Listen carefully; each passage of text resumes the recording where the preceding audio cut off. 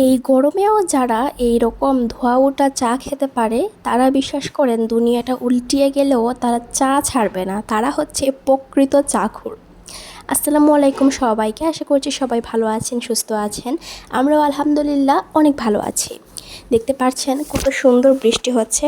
আচ্ছা, আপনাদের এলাকাতে কি বৃষ্টি হয় বলবেন তো? আমাদের সিলেটে তো প্রায় প্রতিদিনই এই সুন্দর বৃষ্টি হয়। একবার না একবার হবেই, হয়তো সেটা হবে দিনের বেলায় বা রাতের বেলায় বা বিকালে, কোনো না কোনো সময় তো হবেই বৃষ্টি।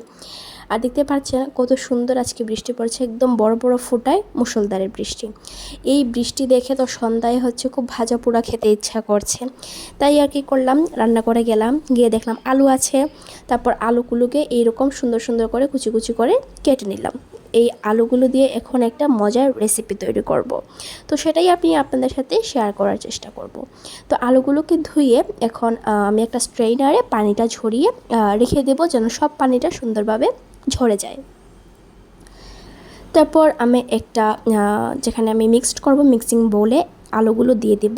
তারপর এখানে আমি দিয়ে দিব কুচি করে রাখা পেঁয়াজ, তারপর কুচি করে রাখা কাঁচামরিচ আর ধনিয়া পাতা। এই তিনটা আমি একসাথে দিয়ে দিলাম। এরপর আমি এখানে অ্যাড করব একটা ডিম। এই যে আমি ডিমটা একটু অ্যাড করে নিলাম, আর এই ভিডিওটুকু আমি একটু স্লোমো করেছি। আশা করছি আপনাদের কাছে ভালো লাগছে দেখতে এটা। তো তারপর এখন কি করব, এখন দিব স্বাদমতো লবণ, আর এখন দিব ময়দা বা অল পারপাস ফ্লাওয়ার যেটা আর কি ওইটা। আর আপনারা চাইলে এখানে একটু রাইস ফ্লাওয়ারটাও অ্যাড করতে পারেন, তাহলে হয়তো বা আপনার এই পাকোড়াটা একটু ক্রিস্পি হবে এইটাই। তো আমি একটু মিক্সড করে নিলাম, তারপর দেখলাম আরেকটু ময়দা লাগবে, তাই আরেকটু ময়দা দিয়ে জিনিসটাকে ব্যালেন্স করার ট্রাই করতেছিলাম।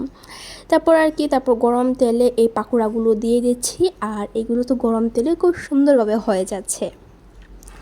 আর বৃষ্টির দিনে কিন্তু এই রকম মুচমুচে ভাজা পোড়া কিন্তু খেতে আসলে ভালোই লাগে, তাই না? আমার তো আসলে ভীষণ ভালো লাগে। আপনাদের কেমন লাগে তা তো জানি না, তা আপনারা কমেন্টে জানিয়ে দেবেন।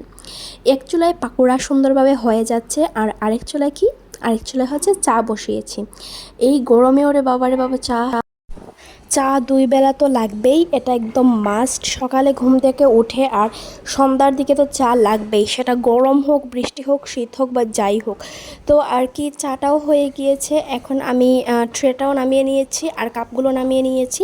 এবার আর কি, এবার এই চায়ে খুব সুন্দর করে দুধ চিনি মিক্সড করে পরিবেশন করে ফেলবো আর কি। আর চা হচ্ছে আমরা হচ্ছে কাপের মধ্যে হচ্ছে দুধ আর চিনিটুকু মিক্সড করি, তো আপনাদের সাথে এইটাও শেয়ার করলাম। আর এই যে আমার দুধ চিনি মিক্সড করা কাপগুলো রেডি। এখন শুধু এখানে চাটা ঢালবো, আর নাড়া দিলেই কিন্তু আমার চাটা খুব সুন্দরভাবে রেডি হয়ে যাবে। ভিডিওটা যারা এখনও ধৈর্য সহকারে দেখছেন তাদেরকে অসংখ্য ধন্যবাদ, এবং আমার চ্যানেলটা প্লিজ সাবস্ক্রাইব করে আমার পাশে থাকবেন। ভিডিওটাতে একটা লাইক করে দিবেন, আর ভালো লাগলে কমেন্ট করে জানাতে ভুলবেন না। আপনার প্রত্যেকটা লাইক অ্যান্ড কমেন্ট আমাকে অনেক ইন্সপায়ার করে ভিডিও মেক করাতে। তো এই যে এখন আমি চাগুলো হচ্ছে ঢেলে দিচ্ছি কাপে কাপে, আর 3 কাপ বানিয়েছি, কজ আমরা 3 জন মানুষ, সো দ্যাট 3 কাপই তৈরি করেছি। আর এই তো এখন আমি একটু নাড়া দিয়ে দেবো চামচ দিয়ে, আর এই তো শেষ হয়ে গেল আমার চা বানানোটা। যাই হোক, চা আর পাকোড়া ছিল আমাদের আজকের সন্ধ্যার আর নাস্তা আর কি, তো আমি আপনাদের সাথে শেয়ার করলাম।